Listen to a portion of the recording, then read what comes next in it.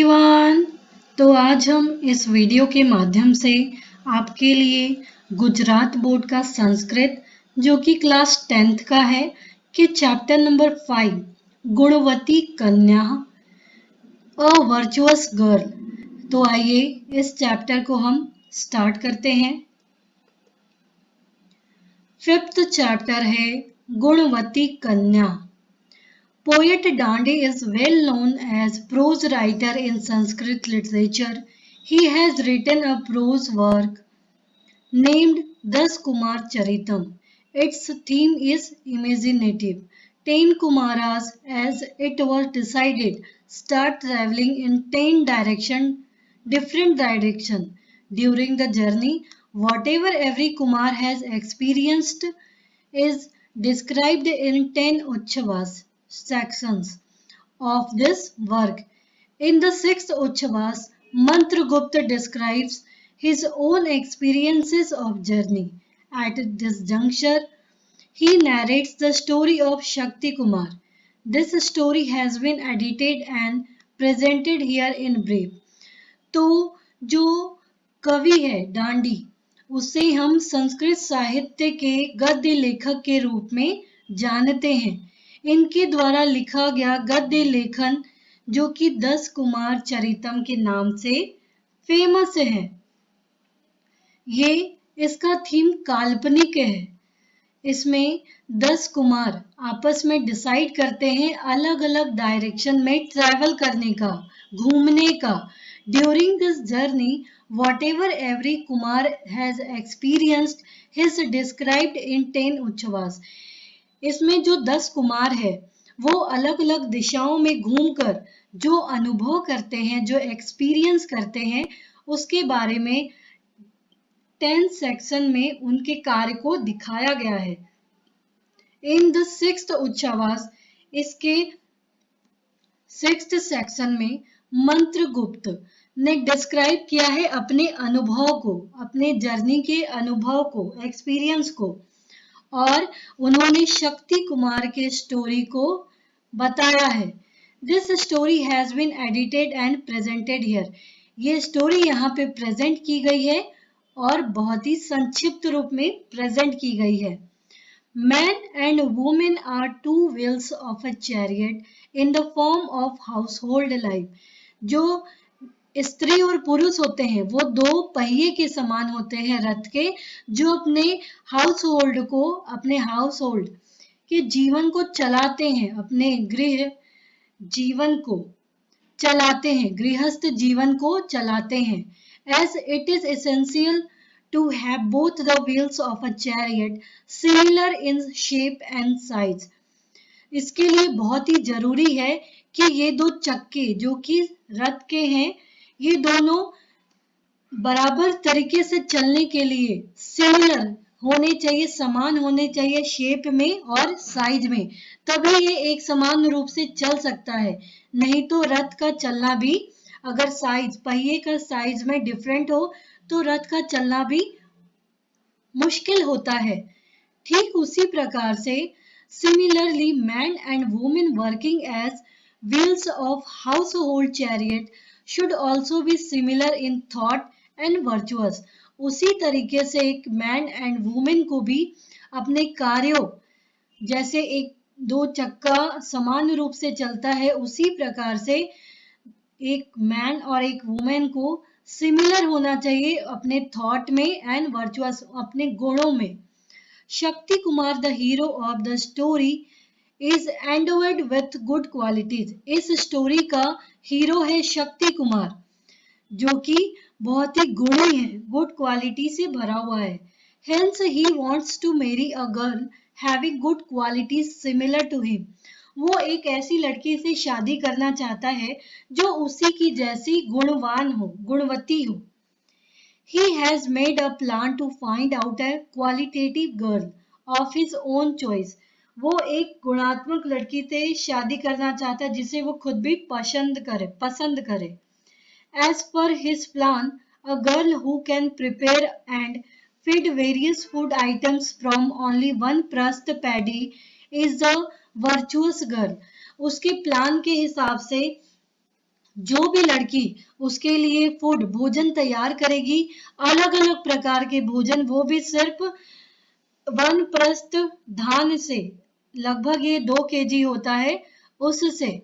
After finding such a girl, he would put a proposal marriage, and if she agrees, he will marry her. उसके सामने ये शादी का प्रस्ताव रखेगा, अगर वो हाँ कहती है तो ये उनसे शादी कर लेंगे. Shakti Kumar, who was moving in different countries in search of a virtuous girl, finds one girl living in Kanchinagar, situated on the bank of river Kaveri. जब शक्ति कुमार अलग अलग देशों में घूम रहे थे तो उन्होंने एक वर्चुअस, एक गुणी लड़की को देखा जो कहाँ रहती थी, कांची नगर में, जो कि कावेरी नदी के पास में है. The girl, using her extraordinary intellect, prepares various food items and pleases Shakti Kumar by feeding him those items with love. Shakti Kumar को उस कन्या ने, उस लड़की ने एक्स्ट्रा ऑर्डिनरी अपना कौशल दिखाया. कैसे? वन प्रस्थ धान से, लगभग 2 kg धान से उसने अलग अलग प्रकार के व्यंजन बनाए और उसे बहुत ही प्यार से खिलाया शक्ति कुमार को. Thus the girl succeeds in the test. और वो सफल हुई अपने इस टेस्ट में. Shakti Kumar puts a proposal of marriage and marries her after her consent. जब उसे संतुष्टि की प्राप्ति हुई तब उसने उस लड़की के सामने, उस कन्या के सामने शादी के लिए प्रस्ताव रखा.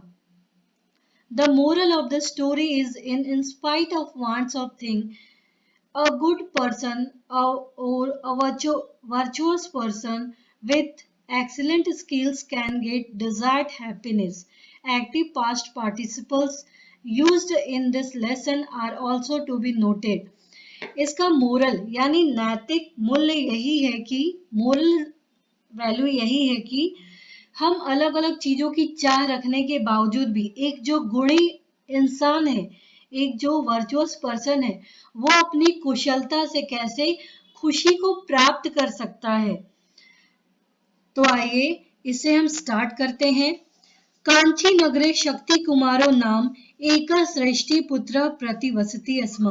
कांची नगर में शक्ति कुमार नाम का एक सेठ का पुत्र रहता था.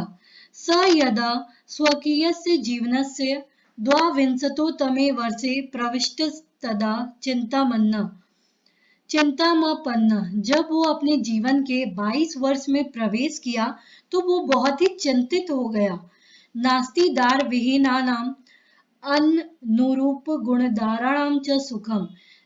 जो दार यानी बिना वाइफ के कोई भी खुश नहीं रह सकता और बिना गुण वाली पत्नी के कोई भी सुखी नहीं रह सकता. तत्कथम गुणवतीम भार्याम अहम विंदेयमिति. तो हम कैसे गुणवती पत्नी को प्राप्त करें. कांची नगर में एक सेठ का पुत्र शक्ति कुमार रहता था. वह अपने जीवन के 22 वर्ष में प्रवेश करते ही चिंता में आ गया कि बिना पत्नी के और बिना गुण वाली पत्नी के कोई भी इंसान खुश नहीं रह सकता है. तो हम कैसे गुणवती पत्नी को प्राप्त करें. There lived in a city called कांचीनगर. यहाँ कांचीनगर आएगा. The son of a merchant named Shakti Kumar. When he entered the 22 years of his life, he became worried. Those who have no wife and those whose wife devoid of suitable virtues do not become happy. So how can I get a virtuous wife? ततः स प्रभुतम विचार्य वस्त्रांते पिन्नद शाली दार ग्रहणाय विविधान देशान अभ्रमत. यही सोचकर, यही विचार करके कपड़े, वस्त्र यानी वस्त्र में धान का एक वन प्रस्थ, एक शेर धान बांधकर वो पत्नी की खोज में अलग अलग देशों में भ्रमण करने के लिए निकल पड़ा. एकदा स कावेरी तीर पत्ने समागता. एक दिन वह कावेरी नदी के पास पहुंचा. अत्र स कूपे विरल भूषणाम कुमारी में काम काम अपश्यत. वहां उसने कुआं के पास, कूपे यानी कुआं के पास, कम आभूषण, विरल यानी कम आभूषण, कम गहने पहने वाली एक कुमारी को देखा, एक लड़की को देखा। तस्याम रूप संपदा विभूता सोचम सोचिंतयत, उसने उसके रूप सौंदर्य को देखते हुए वो सोचने लगा। आकर्षित हृदय अश्याम, आकर्षित होकर वह उसके हृदय में, मन में बस गई। तदेताम परीक्षा विवाह प्रस्तावम कृत्वा, उसके सामने उसकी परीक्षा लेकर उसके सामने विवाह का प्रस्ताव रखेगा, ऐसा शक्ति कुमार ने सोचा। तस्याम सम्मतो उद्वहामि, और उसके पास जाकर, उसके पास समीप यानी उसके सहमति से ही वो विवाह का प्रस्ताव रखेगा। सम्मतो यानी सहमति। स ताम निकषा संगत्य स विनयम आह, और उसके पास जाकर सविनय, बहुत ही पोलाइटली बोला। अस्ति ते कौशलम शाली प्रस्थेन अनेन संपन्न महारम मां भोजयितुम, क्या आप अपनी स्किल से, अपनी कुशलता से एक वनप्रस्थ चावल से हमें हर प्रकार के व्यंजन बनाकर या भोजन बनाकर खिला सकती हैं? तथा सा उमीति उक्त्वा प्रस्थमात्रम धान्यमादाय सृष्टिपुत्रस्य याचनानुसारम कर्तुम प्रवृत्ता, तो उसके प्रस्ताव को उसने, उस कन्या ने स्वीकार किया और एक सेर, मात्र एक सेर चावल से सेठ के पुत्र के याचना, जो प्रार्थना शक्ति कुमार ने किया था उसके अनुसार काम करना उसने स्टार्ट किया। Then thinking deeply, he wandered at various places with Paddy tied at the hem of his garments to get a while. Once he came to a city on the bank of the river Kaveri. Here he saw a young girl wearing lace ornaments near the well. He who was overpowered by the wealth of her beauty thought, my mind is attracted to this girl. So testing her and making her a proposal, I will marry her if she agrees. Approaching her politely, he said, do you have a skill to feed me with some tenuous food prepared with this one pressed paddy? Saying yes, talking only one pressed paddy, she proceeded to do as he had asked. तदा आदौ सा बुद्धिमती कन्या तान शालीन प्रथमम आतपे तप्तवती, सबसे पहले उसके पश्चात बुद्धिमती जो कन्या है उसने चावल को सबसे पहले धूप में, सूरज की रोशनी में तपाया। ततः समायाम परिशुद्धयाम भूमो तान अघटियत, तब उसके बाद उसने उसको शुद्ध करने के लिए भूमि में, जमीन पे फैलाया। अनेन तुषेभ्यस्त तंडलः पृथक संजाता, उसके बाद उसने चावल से हस्क को, तुषेभ्य यानी हस्क को, जो भी धान होता है उसमें हम देखते हैं ऊपर वाला पार्ट जो होता है ब्राउन पार्ट होता है, उसके अंदर में चावल होता है, तो उसके ब्राउन वाले पार्ट को पृथक किया, अलग किया।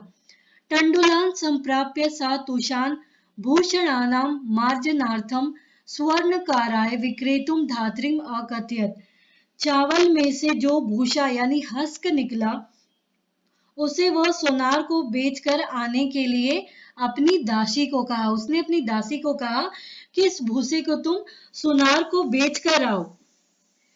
तस्मात् यत् धनम मिलति तेन काष्ठानि आहारिति च धात्रीम निवेदितवती, इससे जो धन मिलेगा उससे तुम काष्ठ यानी लकड़ी खरीद कर लाना, ऐसा उसने अपनी दासी से निवेदन किया।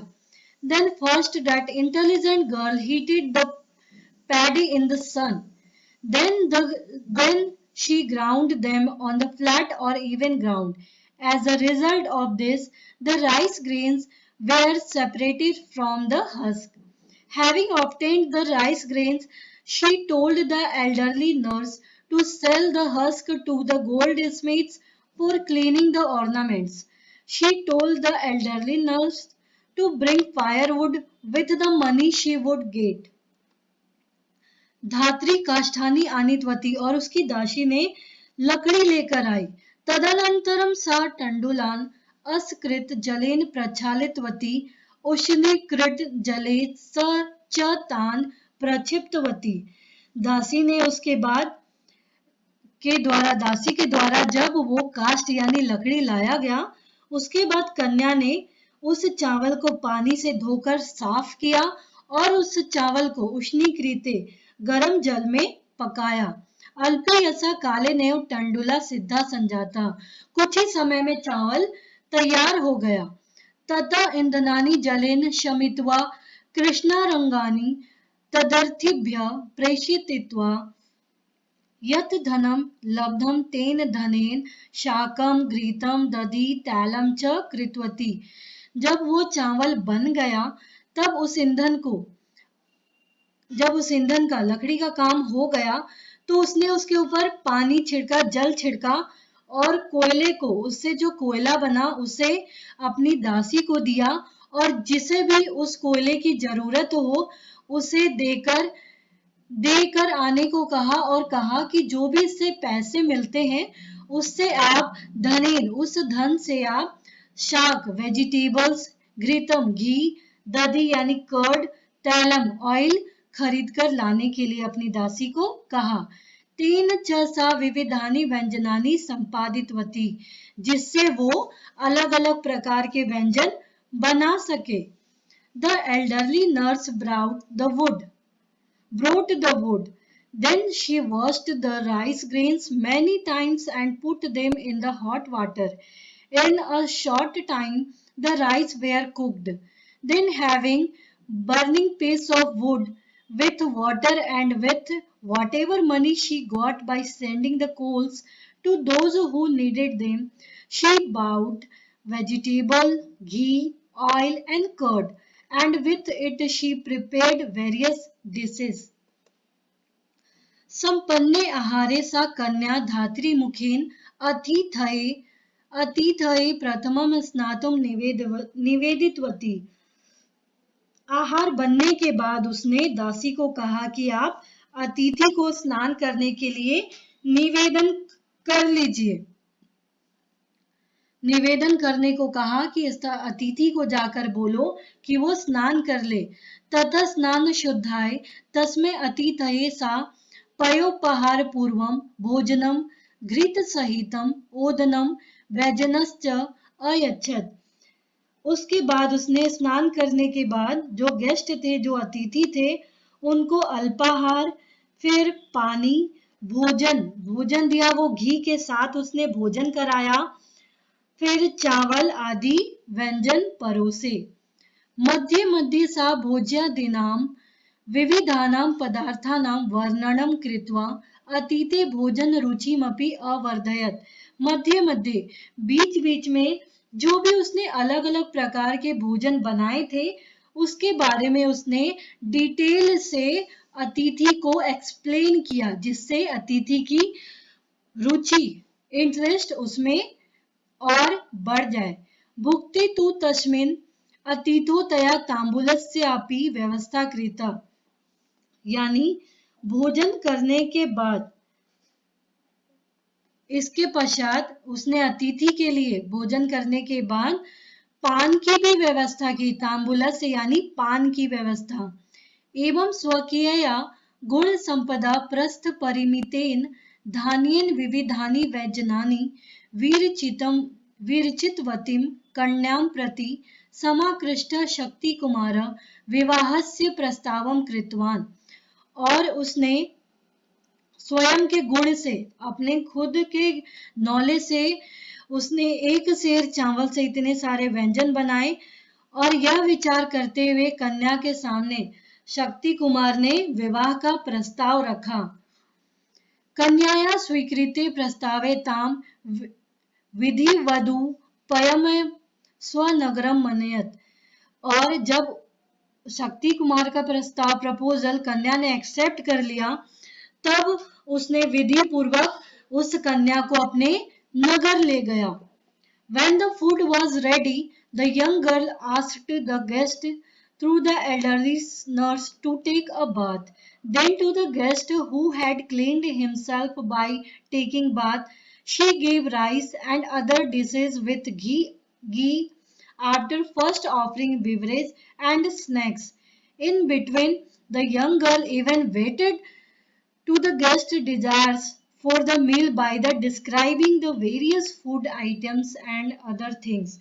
When the guest had finished with the meal, the arrangement of a battle was also made by her.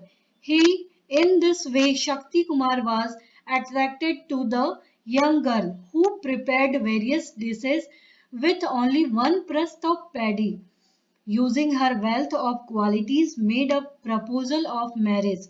When the proposal was accepted by the young girl, marrying her according to rites, Shakti Kumar took her to his own city.